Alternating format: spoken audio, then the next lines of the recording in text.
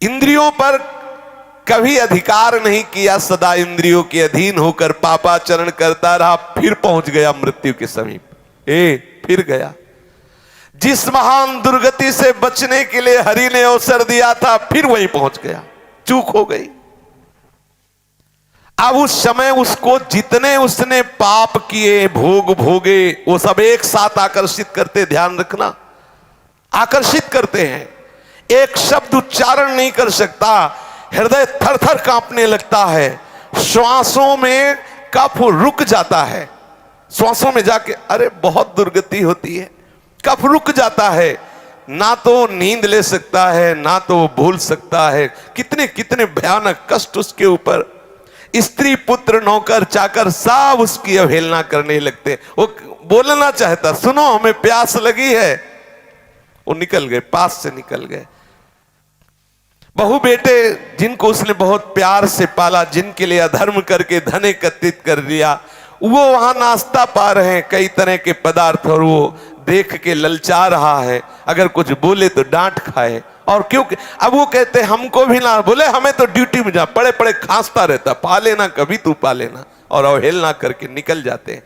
और आजकल तो बहुत बढ़िया कृपा हो गई, घर में ही नहीं रखते, अनाथालय में छोड़ाते हैं, वृद्धाश्रम में जाके कुछ रुपए जमा किए और ये ले कूड़ा करकट वहीं जमा करो। बेकार शोभा बेकार होती घर की। जो भगवत स्वरूप वयोवृद्ध हैं, जिनकी सेवा करना हमारा परम धर्म है, उनको हम अनाथालय में भेज देते हैं। हाँ, क्यों? अब हमारी सो खराब होता है ना, दरवाजे में बैठे खांसता रहता है, थूकता रहता है। वीआईपी लोग हमारे मित्र हैं, ये वहीं तुम भी पहुंचोगे, वीआईपी वहीं पहुंचोगे। जो तुम अपने माता पिता बुजुर्गों का अपमान कर रहे हो, ठीक आप अपने लिए इंतजाम कर रहे हैं, अपने लिए इंतजाम कर रहे हैं। आहार विहार की भारी अंदर तृष्णा, बाहर कुछ है नहीं। परिवार के लोग डांटते हैं। हाँ, ये जवान बच्चे बूढ़े माता पिता को ऐसे डांटते हैं जैसे कोई बहुत घृणित नौकर से बात करता है, ऐसे चुप रहे, ऐसे डांट देते हैं। वो माता जिसने अपना वक्षा स्थल का दूध पिलाकर उसे बड़ा किया, जिसने उसे मल धोया, जिसने उसने अपने प्राणों की तरह पोषण किया, ठीक ऐसा जवाब देता है वही बालक जवान, उसका हृदय विदीर्ण हो जाता। मैंने तो आशा की थी ये कभी प्यार से और कभी पास बैठकर उनसे बात भी नहीं करता। वो भयंकर क्लेश में जलता है।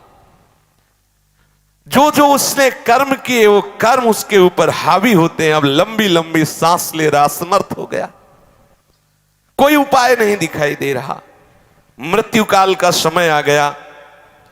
अब उसका दम घुटने लगा, शरीर कांपने लगा, बार बार मूर्छा होने लगी। ऐसी अवस्था में उसका चिंतन फंसता है, मेरे धन का क्या होगा?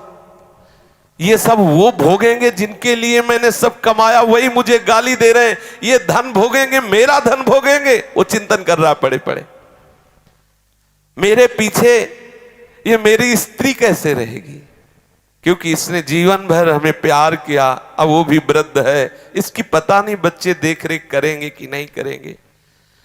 ये नौकर लोग पता नहीं हमारे परिवार का ख्याल करेंगे कि नहीं करेंगे। बड़ा बस यही चिंतन। एक ऐसे ही चिंतन किए, मरे तो कुत्ता बने आकर के, और अपने दरवाजे में छोटे पिल्ला बने। जब पत्नी को देखते कू कू करके, पत्नी लात मारती है वो, अब वो फिर उसकी तरफ तो लड़कों को बुलाती, ये दुष्ट डंडे मार को को करके भागता, ना रोटी मिलती है, वो घर की तरफ भागता, क्योंकि उसको ये था मेरा ही घर है ना। दुर्दशा होनी। छिपकली बन के दीवार में रंगोगे, घर वाले निकाल के मार डालेंगे, मारो इसको छिपकली, सांप मारो इसको, मारो, क्योंकि इसने भजन नहीं किया, अब आके घर में रहना चाहता है। ममता जनित चिंताओं से वो मरणासन मनुष्य व्याकुल हो जाता है।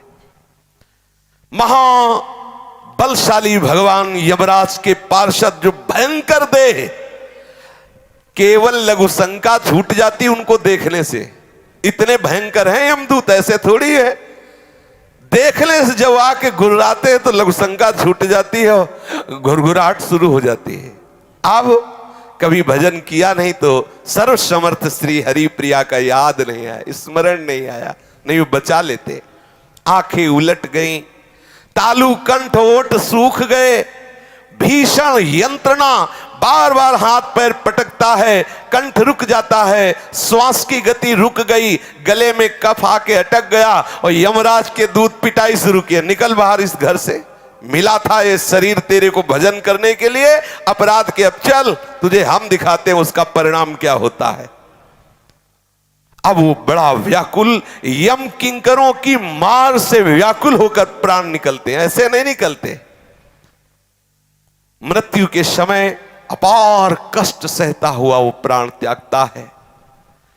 उस मनुष्य को जो धर्म विरुद्ध आचरण किए, पापाचरण किए, यमदूत पीटते हुए, नाना प्रकार की भयंकर यातना देते हुए, घुड़कते हुए, घसीटते हुए उसे ले जाते हैं यमपुरी, जहां से ले जाया जाता है गरम बालू, अग्नि और नुकीले यंत्र लगे हुए मार्ग में, घुस जाए पैर में, जलती हुई भयंकर उस यात्रा को घसीटते हुए पूर्ण करते हैं। न पानी, न भोजन, न मार, ऊपर से चल रही वो भयंकर नरकों की यंत्रणा को भोगता है।